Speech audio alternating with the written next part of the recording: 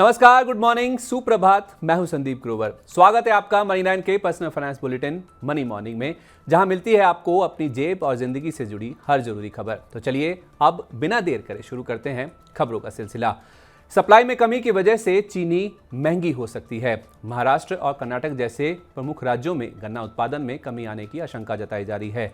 कीमत बढ़ने की उम्मीद में चीनी कंपनियों के शेयरों में तेजी देखी जा रही है। जानकारों का कहना है कि चीनी शेयरों में आगे भी तेजी देखने को मिल सकती है। सितंबर में महाराष्ट्र और कर्नाटक में कम बारिश की वजह से उत्पादन कम होने की आशंका जताई जा रही है। जानकारों का कहना है कि चीनी पर निर्यात प्रतिबंधों की वजह से भारत में दाम नियंत्रण में है। आम चुनाव खत्म होने तक कीमतें संतुलित बने रहने की उम्मीद है।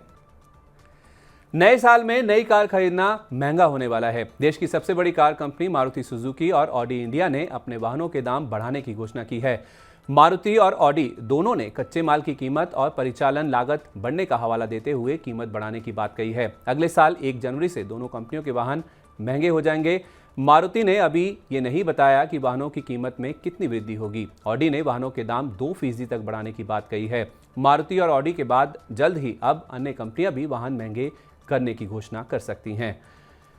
डिजिटल पेमेंट कंपनी फोनपे जल्द अपने ग्राहकों को पर्सनल लोन भी देना शुरू करेगी। फोनपे अगले साल के पहले महीने यानी जनवरी तक अपने प्लेटफॉर्म पर कंज्यूमर लेंडिंग फीचर शुरू करेगी। इससे फोनपे यूजर्स अपनी फंडिंग जरूरतों के लिए फोनपे से आसान और त्वरित तरीके से पर्सनल लोन ले सकेंगे। लेंडिंग सर्विस के लिए फोनपे बैंकों और एनबीएफसी कंपनियों के साथ बातचीत कर रही है। वित्त वर्ष 2022-23 में फोनपे का कुल रेवेन्यू 2,914 करोड़ रुपए रहा, जो सालाना आधार पर पिछले साल के मुकाबले 77% अधिक है। भारतीय जीवन बीमा निगम यानी एलआईसी ने digital innovation and value enhancement योजना शुरू की है। इसके तहत सर्वश्रेष्ठ डिजिटल सेवाएं उपलब्ध कराई जाएंगी।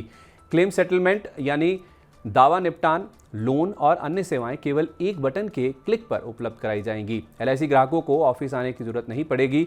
वो घर बैठे अपने मोबाइल से ही सभी जरूरी सेवाओं तक आसानी से पहुंच सकेंगे।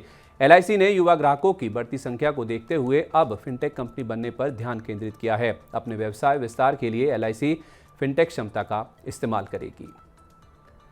मलेशिया जाने वाले भारतीयों के लिए अच्छी खबर है। मलेशिया ने भारतीय नागरिकों के लिए वीजा जरूरत को खत्म करने की घोषणा की है। मलेशिया के प्रधानमंत्री अनवर इब्राहिम ने कहा कि भारतीय नागरिक बिना वीजा के मलेशिया में 30 दिन तक रुक सकेंगे।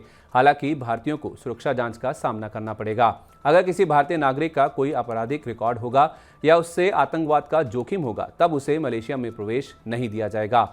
अभी तक भारतीयों को मलेशिया में वीज़ा ऑन अराइवल की सुविधा थी। इसके लिए भारतीयों को 3,550 रुपये खर्च करने पड़ते थे, लेकिन अब मलेशिया घूमने के लिए वीज़ा पर कोई खर्च नहीं करना होगा। दिल्ली नगर निगम ने ऐसे लोगों की पहचान की है जिन पर 25 लाख रुपए से अधिक का प्रॉपर्टी टैक्स बकाया है। ऐसे टैक्स चोरों के खिलाफ जल्द ही एक विशेष अभियान शुरू किया जाएगा। एमसीडी अधिकारियों ने बताया कि ऐसे सभी प्रॉपर्टी टैक्स बकायादारों से पोर्टल से विशिष्ट संपत्ति पहचान कोड हासिल करने को कहा गया है। यूपीआईसी आईडी हासिल करने की आखिरी तारीख 31 दिसंबर है। एमसीडी ने कहा कि वो नागरिकों को बेहतर नागरिक सुविधाएं उपलब्ध कराने के लिए प्रतिबद्ध है और इसी दिशा में बकाया प्रॉपर्टी टैक्स की वसूली की जा रही है। वित्त वर्ष 2024-25 तक नई बस बिक्री में इलेक्ट्रिक बसों की हिस्सेदारी 13% तक होने की उम्मीद है। रेटिंग एजेंसी इकरा के मुताबिक कई राज्यों ने अपनी इलेक्ट्रिक वाहन नीति में ई बस को अपनाने के लिए लक्ष्य और समय सीमा की घोषणा की है।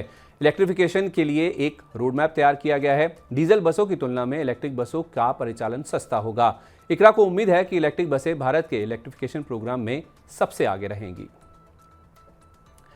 सरकार ने वाहनों में इस्तेमाल होने वाली सीएनजी और घरों में पाइप से पहुंचने वाली पीएनजी में कंप्रेस्ड बायोगैस मिलाने की घोषणा की है। इसके तहत वित्त वर्ष 2025-26 से सीएनजी पीएनजी में कंप्रेस्ड बायोगैस मिलाने की शुरुआत होगी। शुरुआत में सीएनजी पीएनजी में 1% कंप्रेस्ड बायोगैस मिलाई जाएगी। ये ठीक उसी तरह होगा जिस तरह पेट्रोल में इथेनॉल को मिलाया जा रहा है। कंप्रेस्ड बायोगैस में नेचुरल गैस की तरह 90% मीथेन गैस होती है, जो बहुत अधिक ज्वलनशील होती है। इस योजना के जरिए सरकार देश में इंपोर्टेड नेचुरल गैस पर निर्भरता कम करना चाहती है। टीवीएस मोटर कंपनी ने अगले 1 साल में अपने इलेक्ट्रिक 2 व्हीलर सेगमेंट के विस्तार का लक्ष्य रखा है। कंपनी विभिन्न कीमतों पर ग्राहकों तक अपनी पहुंच बढ़ाना चाहती है।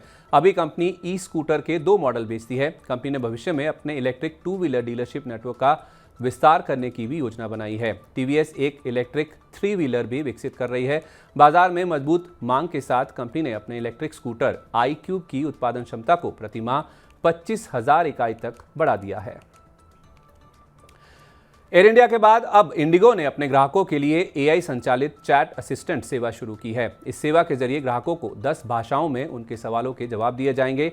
इंडिगो का AI संचालित चैटबॉट माइक्रोसॉफ्ट के GPT-4 टेक्नोलॉजी पर विकसित किया गया है। इसकी मदद से ग्राहक टिकट बुक कर सकेंगे, प्रमोशनल डिस्काउंट के लिए अप्लाई कर सकेंगे, वेब चेक इन को अंजाम दे सकेंगे, अपनी मनपसंद सीट को सिलेक्ट कर सकेंगे और अपने सवालों के उत्तर हासिल कर सकेंगे। इंडिगो का कहना है कि इस नए मॉडल से टिकट बुकिंग प्रोसेस बहुत ज़्यादा आसान हो गया है। तो आज के बुलेटिन में बस इतना ही। अपने काम की ज़रूरी खबरें देखने और समझने के लिए सब्सक्राइब करें हमारे यूट्यूब चैनल को। पर्सनल फाइनेंस से जुड़ी खबरों को पढ़ने के लिए हमारी वेबसाइट www.money9.com पर जाएं। खास कार्यक्रम देखने के लिए आप Money9 ऐप को भी डाउनलोड करें। बने रहें Money9 के साथ। नमस्कार।